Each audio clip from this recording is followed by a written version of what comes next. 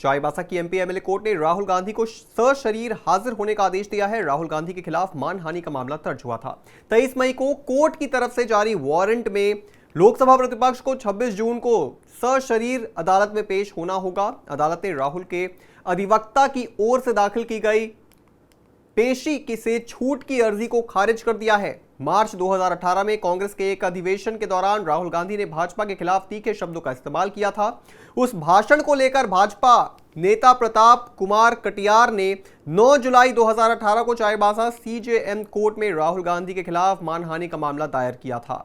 Bharatiya Janata party के उस समय के तत्कालीन राष्ट्रीय अध्यक्ष आदरणीय अमित शाह जी के ऊपर टिप्पणी की गई थी राहुल गांधी जी माननीय सांसद जी के द्वारा कि हत्यारा भी भारतीय जनता पार्टी में राष्ट्रीय अध्यक्ष बन सकता है, और उसमें और भी कई बातें कही थी जिन बातों से मुझे बहुत आहत हुआ, क्योंकि मैं भारतीय जनता पार्टी का कार्यकर्ता हूँ।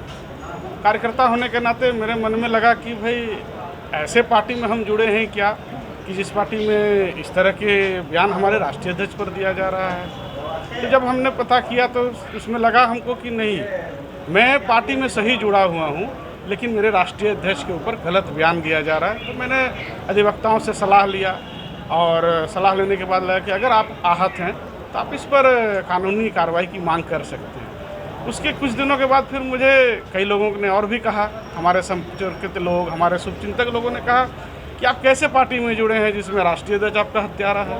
तो मुझे और तकलीफ़ हुआ कि मेरे पार्टी में सही में ऐसा कुछ है क्या। तो ये जो बार बार, एक बार नहीं, 2 बार नहीं, 3 बार मेरे निजी कार्यालय पर भी जब लोग आते थे तो कई बार इस विषय पर डिस्कशन हुआ। तो देखा, मुझे 2-3-4 दिनों के बाद, 5 दिन के बाद मुझे लगा कि नहीं, निश्चित रूप से हमारी पार्टी सही है, हमारे राष्ट्रीय अध्यक्ष बेदाग हैं, लेकिन गलत बयान दे करके, गलत बातों को कह करके हमारी पार्टी की और हम जैसे साधारण कार्यकर्ताओं की छवि को धूमिल करने का प्रयास किया जा रहा है। इसीलिए मैंने अधिवक्ताओं से सलाह लेकर के, हमारे केशव प्रसाद जी अधिवक्ता हैं, इनसे सलाह लेकर के फिर कानूनी कार्रवाई के लिए आगे बढ़े। तो कोर्ट अपना जो कार्रवाई है कानून संगत और संविधान की देश में रक्षा होनी चाहिए।